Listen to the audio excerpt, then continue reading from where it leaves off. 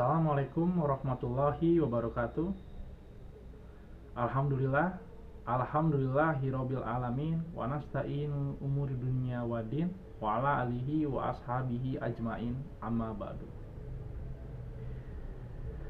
Pertama-tama marilah kita panjatkan kehadirat Allah Subhanahu wa taala, karena atas rahmat dan hidayahnya kita semua sampai saat ini masih diberikan kesehatan.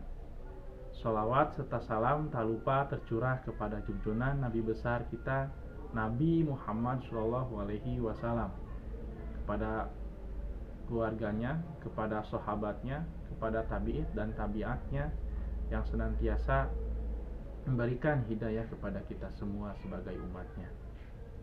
Ibu dosen yang saya hormati, perkenalkan, nama saya Nia Rahmat Jayadi dengan NIM 19010084. Di sini saya akan mencoba memaparkan materi terkait konsep kesehatan Islam. Kesehatan adalah hal yang sangat penting bagi kita semua, khususnya pada zaman hari ini, pada zaman sekarang. Banyak orang yang mementingkan kesehatan, khususnya orang barat. Mereka sangat mementingkan kesehatan, misalnya dalam hal makanan yang harus steril, pakaian yang bersih, dan lain-lain. Mereka sangat mementingkan kesehatan itu sendiri. Tapi sadarkah kita bahwa Islamlah sebenarnya yang sangat memperhatikan kesehatan? Kita sebagai umat Islam seharusnya meniru ataupun mencontoh dari sunnah-sunnah Nabi Muhammad SAW. Bagaimana Nabi Muhammad SAW mencontohkan ataupun menerapkan kesehatan dalam kehidupannya sehari-hari. Salah satunya adalah tata cara makan. Allah berfirman, yaitu yang artinya adalah makanlah dan minumlah secukupnya, jangan berlebihan. Dan Nabi Muhammad SAW pun pernah bilang bahwa tidaklah anak Adam memenuhi bejana yang lebih buruk daripada perutnya. Cukuplah bagi anak Adam beberapa suap saja untuk menegakkan punggungnya, ataupun jika harus dia makan,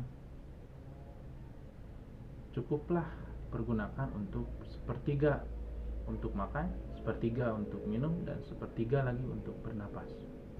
Bagi siapa saja yang memahami tentang hadis ini, bukan tidak mungkin dia akan mendapatkan kesehatan, karena salah satu penyakit yang timbul itu ditimbulkan oleh makanan itu sendiri.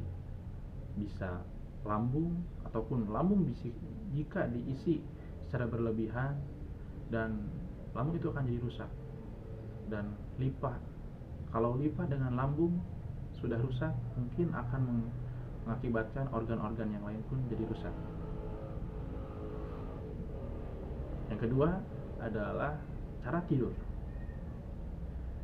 Cara tidur yang Rasulullah ajarkan adalah tidur di awal malam atau setelah isya. Tidur pada jam awal malam adalah hal yang paling dianjurkan, karena bagi siapa saja yang selalu tidur tengah malam ataupun larut malam, bukan tidak mungkin akan mengalami kerusakan pada organ tubuhnya, salah satunya pada jantung ataupun pada hati. Maka dari itu Rasulullah mengajarkan untuk tidur di awal malam. Dan cara tidur Rasulullah pun sangat sehat, yaitu tidur di atas rusuk paling kanan.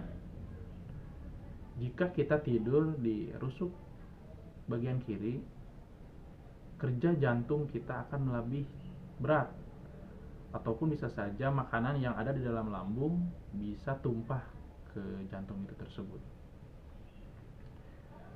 Dokter manapun dokter dari barat ataupun timur, tidur yang paling baik adalah tidur di atas rusuk bagian kanan. Subhanallah. Al-Imam Ibnu Qayyim rahimahullah dalam kitab Ighathatul Hafan menerangkan ada 3 poros yang mempengaruhi kesehatan bagi manusia dan diperkuat oleh Al-Quran dan hadis.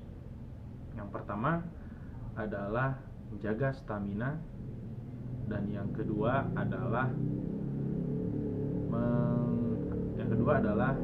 memilah dan memilih makanan yang masuk ke dalam tubuh kita, dan yang ketiga adalah mengeluarkan unsur-unsur negatif yang ada dalam tubuh kita. Yang pertama adalah menjaga kesehatan. Menjaga stamina. Menjaga stamina adalah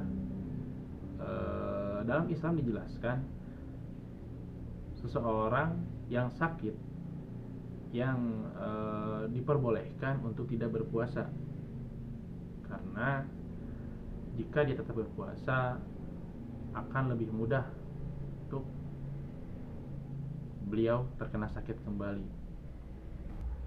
Yang kedua adalah memilah dan memilih makanan yang masuk ke dalam tubuh kita, yaitu mementingkan kebutuhan makanan itu sendiri dibanding madorotnya. Contohnya adalah hammer. Kenapa oleh Islam diharamkan? Karena dibanding manfaatnya, hammer itu lebih banyak madorotnya. Jadi Islam mengharamkan bahwa hammer itu adalah haram. Ada juga kan daging babi ataupun dan yang lainnya. Yang ketiga adalah mengeluarkan unsur-unsur negatif yang ada dalam tubuh kita, yaitu dengan cara muntah. Muntah itu menurut Islam adalah baik.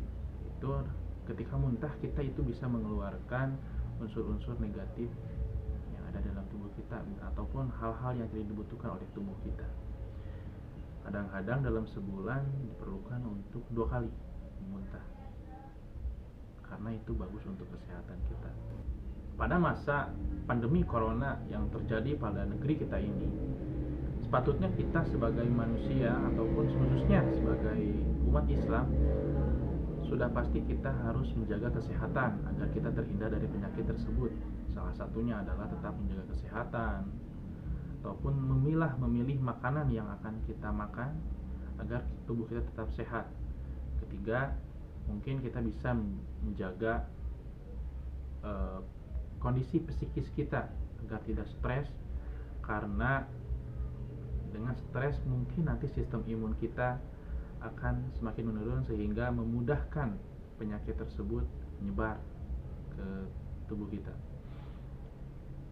Dan yang mungkin yang diperlukan terakhir adalah dalam pandemi ini, meskipun dalam kita sekarang dalam Ramadan, kita diharuskan duduk di rumah saja, diam di rumah saja, beraktivitas di rumah saja, dan kerja di rumah saja untuk terhindar berkontak langsung dengan manusia yang ataupun orang lain yang terjangkit oleh corona itu sendiri. Baik, mungkin itu dari saya. Mohon maaf jika banyak kesalahan, karena kesempurnaan memang hanya milik Allah Subhanahu wa taala. Assalamualaikum warahmatullahi wabarakatuh.